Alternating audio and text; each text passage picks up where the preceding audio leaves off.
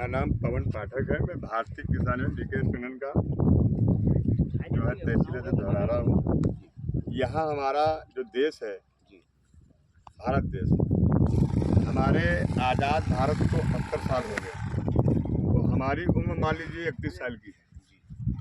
हमने 15 जब से हम जानने वाले हुए हैं तब से मैं देखता हूँ कि घाघरा और शारदा, इतना घाघरा और शारदा जो परियोजना होती है, इतनी बड़ी परियोजना होती है कि अधिकारी कर्मचारी मस्त रहते हैं। अब कम से कम मान लीजिए तो जितने इसमें सेंड यानी डस्ट, जितनी भी हमारी बालू के कण हैं, उतने तो हर साल पैसा जो है अधिकारियों के जेब और उनके जो है खाते में जाते हैं। यहाँ पर हमेशा काम चलता है, केवल रिक्त स्थान की पूर्ति की जाती है कागजों पे। और यहाँ क्या है ये किसी को नहीं। यहाँ का किसान, नौजवान, मजदूर घाघरा और शारदा के उफान से जब सैलाब होता है बहुत ही परेशान होता है। केवल देखिए बोली लग रही है, ये कुछ नहीं है। एक खाना इससे क्या रुक पाएगा। हमारी जो गंगा माता है और जो हमारा घाघरा और शारदा का उफान जब होता है तो ये बोरियां रुक पाएगी। 78 साल हो गए हमारे भारत को आज़ाद हुए। 78 साल आज़ाद भारत में बोरियां ही लगी, बोरियां, जिसका मानक का कोई वो ही नहीं है। सब मानक केवल अधिकारियों और कर्मचारियों के जेब में होते हैं। यहाँ के किसान से पूछो, हम लोग घाघरा और शारदा के किनारे बसे हैं, हमसे पूछिए हालत क्या होती है।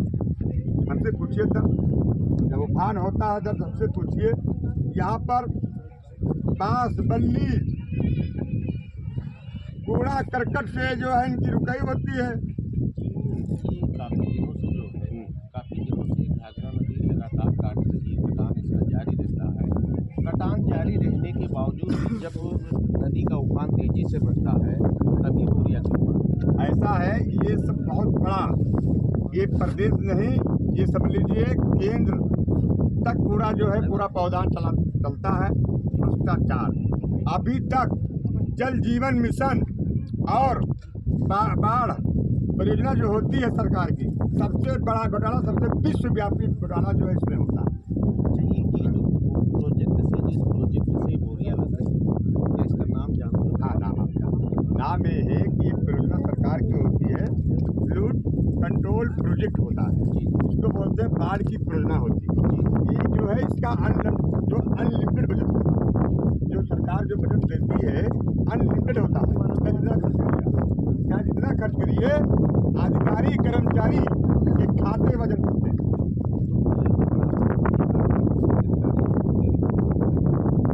यही मैंने क्या बताया कि सबसे बड़ा घोटाला देखा जाए तो बाढ़ परियोजना और अभी नमामि गंगे जो पॉइंट की हर ग्राम सभाओं में लगी है, सबसे बड़ा जो घोटाला है हमारा ये।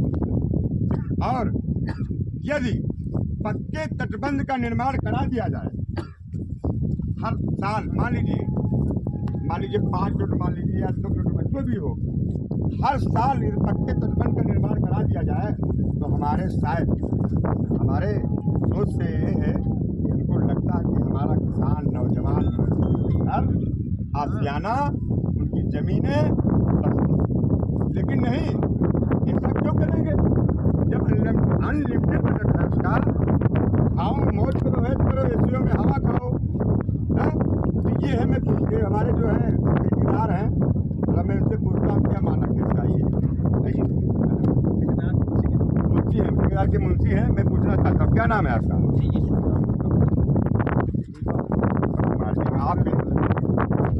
आप शारदा नगर रहने वाले हैं, आपके कौन से ठेकेदार हैं?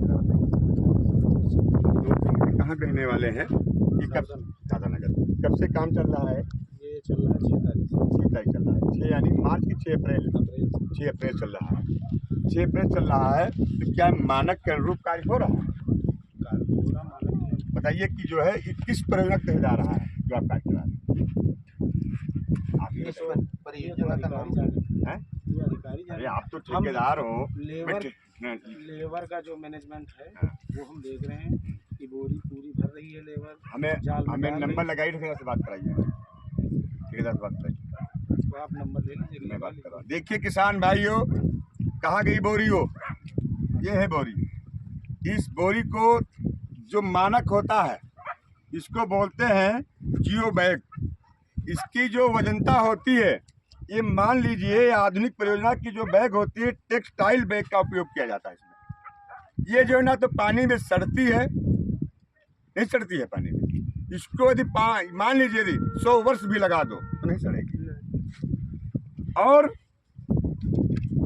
ये जो है सिस्टम जो इसका होता है, जो इसकी वजनता होती है, इसकी जो वजनता होती है, मान लीजिए 450 ग्राम से लेकर के 620 ग्राम तक इसकी वजनता होती है। और इसको तोला जाए तो इसकी वजनता मान लीजिए कम से कम, मान लीजिए तो 150-200 ग्राम के, 150-200 ग्राम के ऊपर नहीं होगा। इसको जरा पकड़िए इसमें, ठीक है। मेरी बात सुनिए, आपसे मतलब नहीं है, हमसे ठेकेदार से मतलब। और दूसरी बात सुनिए, इसके अंतर्गत क्या होता है, ट्यूबलर जो होता है, जो क्योंकि ऊंचाई ज़्यादा होती है, ट्यूबलर समझते नहीं समझते।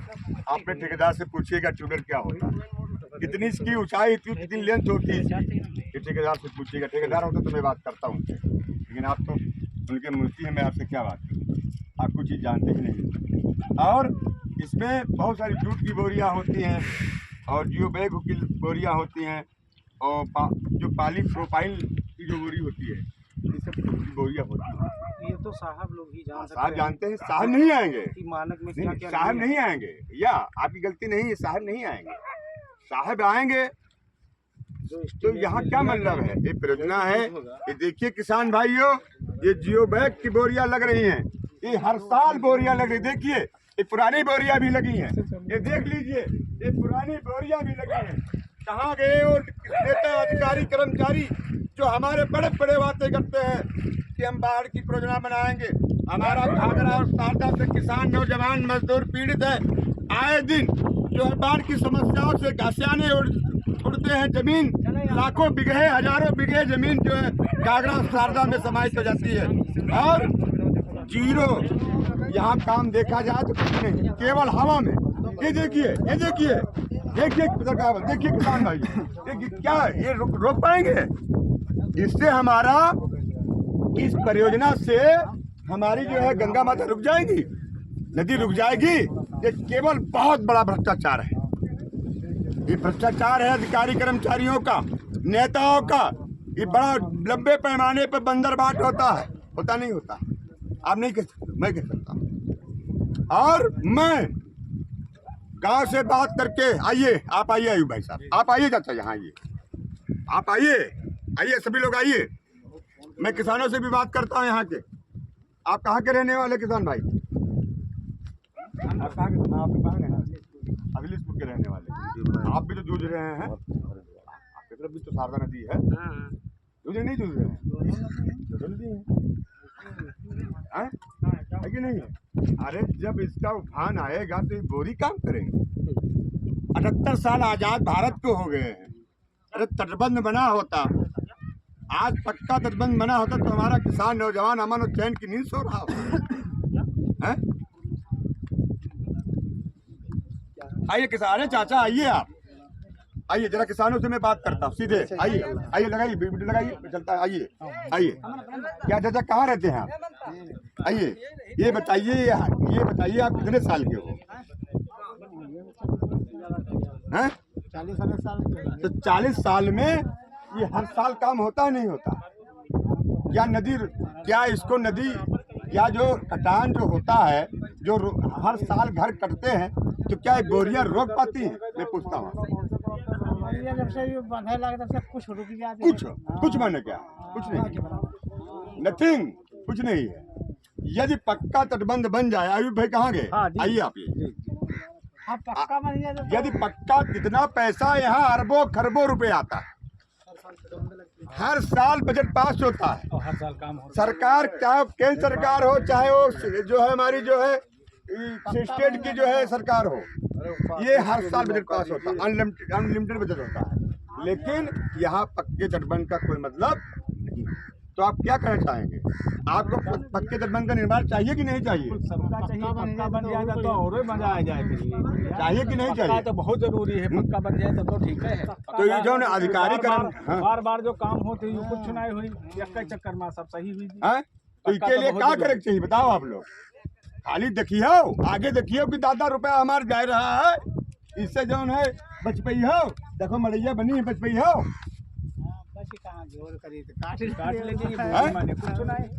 तो ऐसा करिए, सभी लोग मैं धरना लगाता हूँ, आज सभी लोग एक हो जाओ। यहाँ कम धरना लगेगा 10 दिन, सब काम बंद कराओ। ये सारा काम बंद होगा यहाँ का। यहाँ जब तक पक्का तटबंध का निर्माण नहीं होगा कुछ नहीं होगा। हम लोग भी मरते हैं, पोखरा रहने वाले हैं, आप ही पड़ोसी गांव के रहने वाले हैं।